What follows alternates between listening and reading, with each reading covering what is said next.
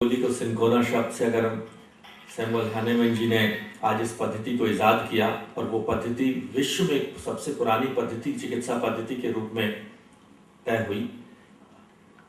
एक तो पहली बात मैं अपने पेशे से भी जुड़ी हुई बता दूं कि जो भी काम हम करें, जब मैं चिकित्सा पेशे में आया तो मेरे पास कुछ भी नहीं था, 600 रुपए की पूंजी थी और उसके बाद ये सोच करके आगे बढ़ना है। एक बुजुर्ग पेशेंट ने मुझे याद दिलाया, मैंने कहा बाबा अभी तक खाना भी नहीं खाया है। 10 रुपए फीस होती थी उस वक्त, 1982 की बात है विनोद जी।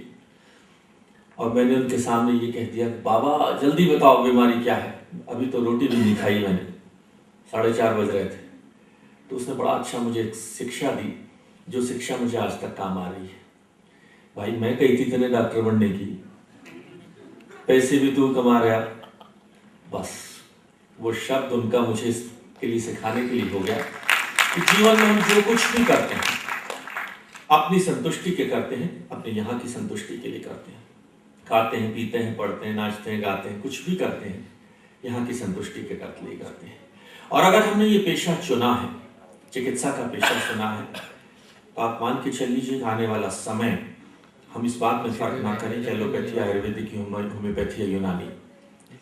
होम्योपैथी का भविष्य जिस तरह की बीमारियों से आजकल हम लोग ग्रसित या समाज ग्रसित होता जा रहा है, आने वाला भविष्य हम सबका है। होम्योपैथी से जुड़े हुए पेशे लोगों को खास तौर पर, मेरे राजनीति में तो वरिष्ठ अश्विनी त्यागी जी बैठे हैं और मेरे पेशे में और सामाजिक जीवन में मेरे गुरु जिन्हें मैं मानता हूँ, आदर्श भी मानता हूँ, जिन्होंने इस क्षेत्र में एक पहचान बनाई समाज सेवा शिक्षा के क्षेत्र में होते हुए, ईशान इंस्टीट्यूट के चेयरमैन मेरे बड़े भाई डॉक्टर गर्ग साहब जो बैठे हैं, ये मेरे आदर्श रहे हैं।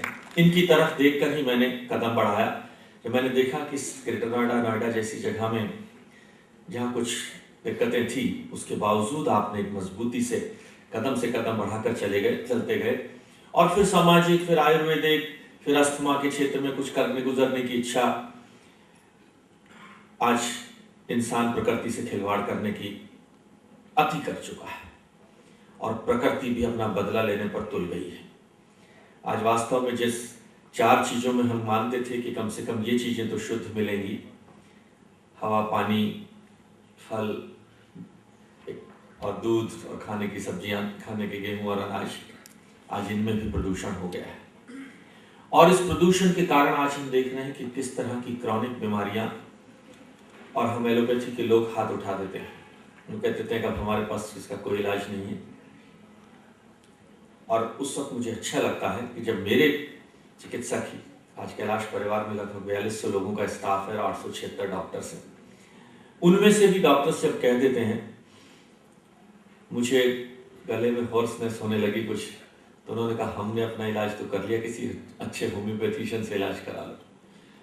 आप समझ लीजिए कि जब एलोपैथी के चिकित्सक ये सम्मान देने लगे अपनी इस पैथी को, और जब तक हम एक दूसरी पैथी को सम्मान नहीं देंगे, चिकित्सा पेशे का सम्मान नहीं कर पाएंगे। इस पेशे की जड़ में जो एक शब्द मैंने अगर अपने जीवन में कुछ सीखा, so that was empathizing with the situation। बड़ा अच्छा, एक स्कूल में मैं गया तो उसमें एक शब्द लिखा हुआ था, एक लाइन लिखी हुई थी, आओ मेरे जूते में पांव डालकर कुछ कदम तो साथ चलो। एम्पैथाइजिंग विद द सिचुएशन। अगर मैं पेशेंट होता, मैं रोगी होता, आपने पिताजी से 100 रुपए मांगे, उन्होंने दे दिए तो बहुत अच्छे, नहीं दिए तो एक बेटा डिप्रेशन में आकर अस्पताल में एडमिट हो गया कि बहन की शादी हुई तो 5 स्टार होटल में शादी कर दी, 10 लाख 20 लाख रुपए खर्च कर दिए। मैंने पिताजी से 10,000 रुपए का एक वो गिटार मांगा था, नहीं दिया तो बेटा डिप्रेशन में चला गया। कहाँ पहुंच गए हैं? उस वक्त हम चिकित्सा पेशे से जुड़े हुए लोगों का योगदान और कुछ बढ़ जाएगा। एक विश्वास हमारे अंदर होना चाहिए, एक feeling of guilt and feeling of dissatisfaction अगर हमारे बीच में, तो हम आगे नहीं बढ़ सकते।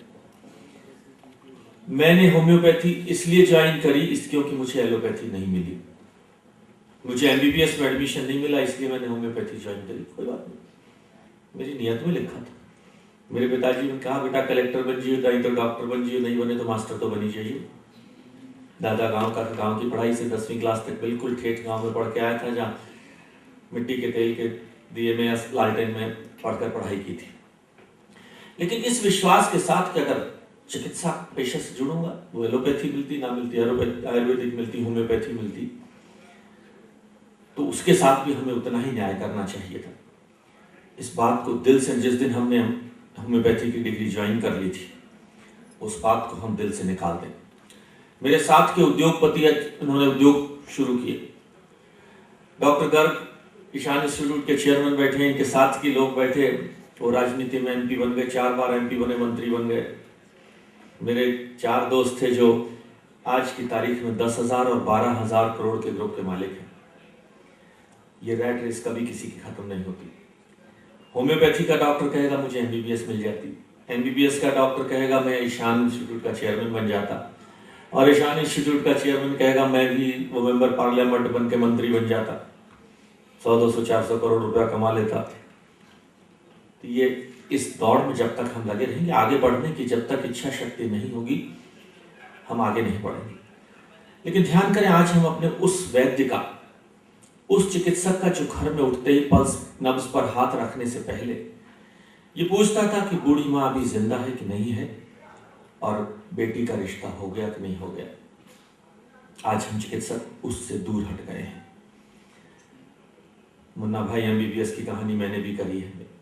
मेरी ओपीडी अच्छी होती थी, 250-300 पेशेंट की ओपीडी होती थी, और पल्स किसी की देखी जा रही है, टॉर्च किसी के गले में डाली जा रही है, और तो मरीज ने पूछ लिया कि डॉक्टर साहब दवाई तो मेरी लिख रहे हो ना। दूसरा बराबर में बैठा था, कहता विश्वास रख के खाओ, आराम हो ही जाएगा, किसी दूसरे की दवाई भी तो आराम हो ही जाएगा। लेकिन अब वक्त बदल गया है। आज लोग बहुत चौकन्ने हो गए हैं। कंज्यूमर प्रोटेक्शन एक्ट और ये वकीलों वाली कहानी आज से 20 साल पहले नहीं हुआ करती थी।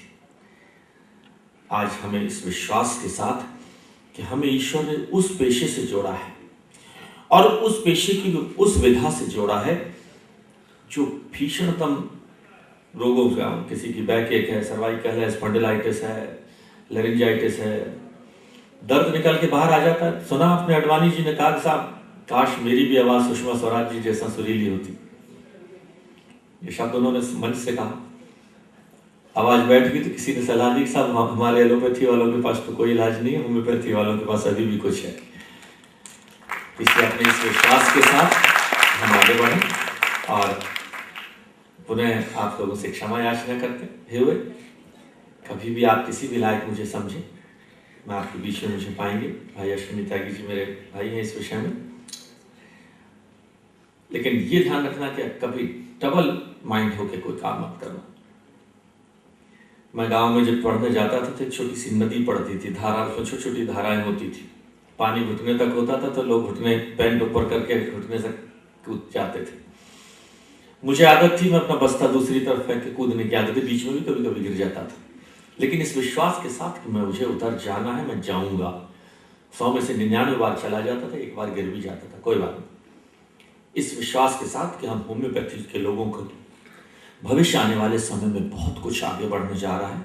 जिस तरह से मनुष्य अपने आप को इन बीमारियों की जकड़ मकड़ जाल में फैलाता जाएगा, हम लोगों का भविष्य और विश्वास, आत्मविश्वास के साथ, ये भी हमारी एक चिकित्सा पद्धति है जो प्रकृति के बहुत कुछ करीब है।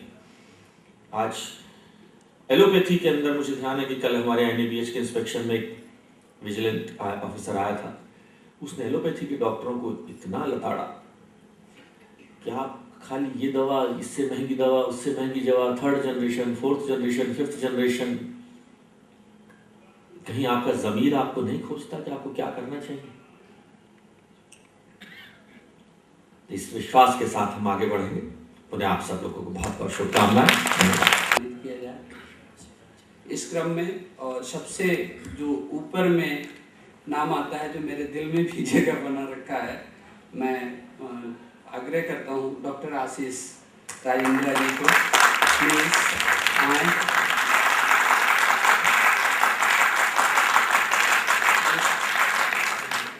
इसी क्रम में एक दूसरा नाम तीसरा नाम जो आता है वो है हमारी बहुत ही एक्टिव पार्टिसिपेंट, बहुत active volunteer Jyotsna Singh, please.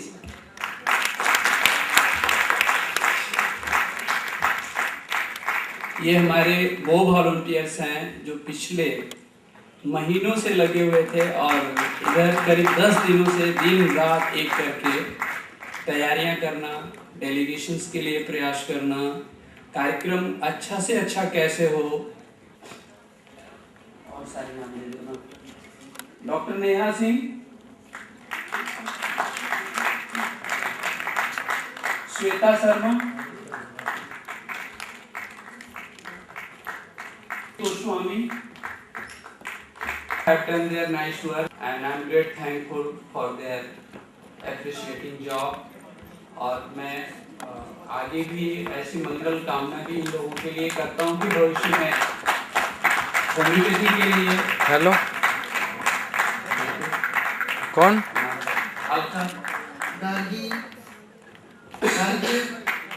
पीछे को हो गया। इसी क्रम में जूम ना है तो इसमें इस क्रम में एक सुदूर देश भी कहूँ, प्रांत भी कहूँ, यहाँ से बहुत दूरी से हमारे बिहार प्रांत से कुछ डेलीगेट्स, विशेषकर स्टूडेंट डेलीगेट्स आ रखे हैं, जिसमें मैं चाहूंगा कि यादव बिहार MS कॉलेज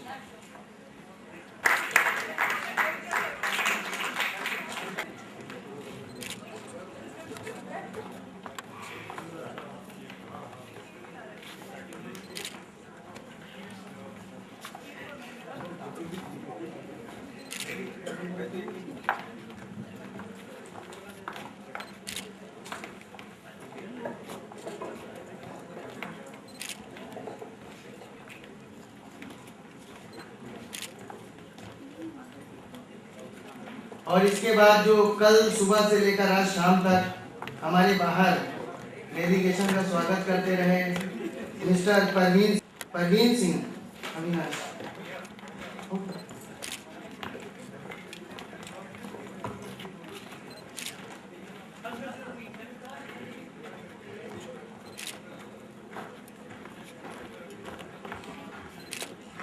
इसके बाद जो हमें बहुत सपोर्टिंग की मेडिसिन की कंपनी है न्यू लाइफ से डॉक्टर अब्दुल कयूम जी।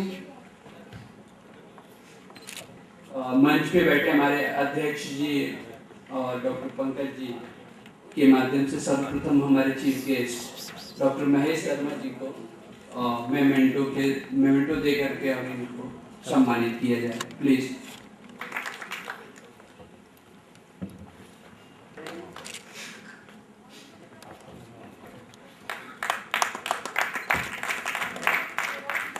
माननीय अतिथि और इस सभा में उपस्थित हमारे अतिथियों का और सारे लोगों को धन्यवाद ज्ञापन करें। जैसे कि एक बड़ी पार्टी है, उसके अंतर्गत सारा कुछ सबको एक धन्यवाद दिया जाता है। इस क्रम में मैं शुभ थैंक यू डॉक्टर अश्विनी। सबसे पहले मैं चमाई उत्तर प्रदेश की संगत ना मिले, हम कितना भी अच्छा बोलने वाले हों, अगर हमें कोई सुनने ही वाला ना हो तो उसकी कोई महत्ता नहीं रह जाती है। और मैं मीडिया बंधुओं, खास करके और छायाकार बंधुओं, सभी लोगों को और साथ में हमारे माननीय मुख्य अतिथि जी जिन्होंने इतना कीमती समय निकाल करके और हमारे बीच आए और इतनी अच्छी बातें कही, जो एकदम ग्राउंड रियलिटी की बात कही। चूंकि आप स्वयं एक चिकित्सक हैं और बहुत अच्छा, और इन सब चीज़ों से ये हमारे लिए एक प्रेरणा का स्रोत होता है। और खास करके सारी बातें तब और अच्छी लगने लगी कि जब मैं इस ईशान इंस्टीट्यूट ऑफ